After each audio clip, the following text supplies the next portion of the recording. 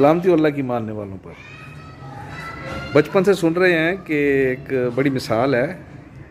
کہ بندریا کے جب پاؤں جلنے لگے نا زمین پہ تپش سے، تو اس نے اپنے بچوں کو پیروں کے نیچے لے لیا تھا خود کو بچانے کے لیے۔ اب ملک کی حالات تو ان سے سنبھل نہیں رہے، سسٹم سے جو سسٹم چل رہا ہے اسٹیبلشمنٹ کا اور ان کے منظور نظر کا۔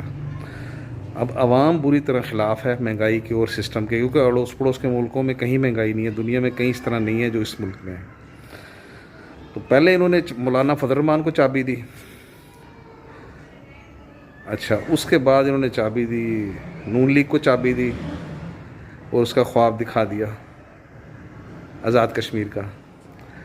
اور ساتھ ہی انہوں نے بلاول کے انگل لگا دی، کیونکہ اب وہ دونوں وہاں پہ کوئی نہ کوئی ان میں سے جو حکومت حاصل کرنا چاہتا ہے، نون لیگ کی یا پیپل پارٹی کی، کیونکہ یہ آپس میں کھیل رہے ہیں، ان کے ساتھ ایگریمنٹ ہے کہ ایک دفعہ ان کو بنائیں گے، ایک دفعہ ان کو بنائیں گے۔ اچھا اس کے بعد انہوں نے محسن نقوی کو انگل دے دی، انگل سے مراد ہے ان کو بریف دے دیا، پیپر دے دیا، بریفنگ دے دی ساری کہ اس طرح تم بیان کرو پبلک میں جا کے۔ حالانکہ محسن نقوی کی کوئی اوقات نہیں ہے اس بندے کی،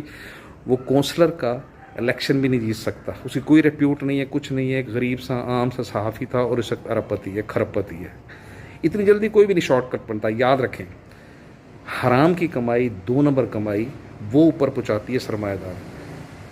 حلال کی کمائی اچھا سکون اور اچھی زندگی تو دے سکتی ہے، لیکن اس طرح کی حرکتیں پھر جب ظاہر ہے کہ حرام کمائیں گے تو پھر حرام حرکتیں کریں گے۔ اب پاکستان کے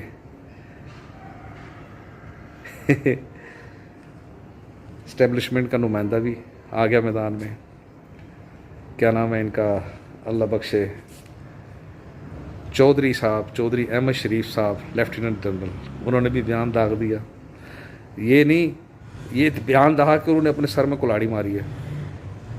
کیونکہ کیا دھرا تو ان کا ہے، سب کو پتہ ہے، پاکستان کے بچے کو پتہ ہے، دنیا کے تمام ممالک کو پتہ ہے، IMF کو پتہ ہے، اقوام متحدہ کو پتہ ہے، انڈیا کو پتہ ہے، افغانستان کو پتہ ہے، ایران کو پتہ ہے، سری لنکا کو پتہ ہے، بنگلہ دیش کو پتہ ہے، دنیا کی تمام ممالک عرب کنٹریز کو سب کو پتہ ہے کہ پاکستان 1947 سے کون ہولڈ کر رہا ہے۔ تو اللہ تعالیٰ نے کہہ دیا نا کہ جتنے مرضی یہ اکٹھے ہو جائیں، ان کو فرقہ کر کے، گروہ کر کے، جماعت کر کے آپس میں لڑا دوں گا۔ کیوں؟ کہ یہ مجرم لوگ ہیں، یہ عدل و انصاف نہیں کرتے، جھوٹ بولتے ہیں، لوگوں کا حق کھاتے ہیں، لوگوں پہ ظلم و زیادتیاں کرتے ہیں۔ لہٰذا دیکھ لو،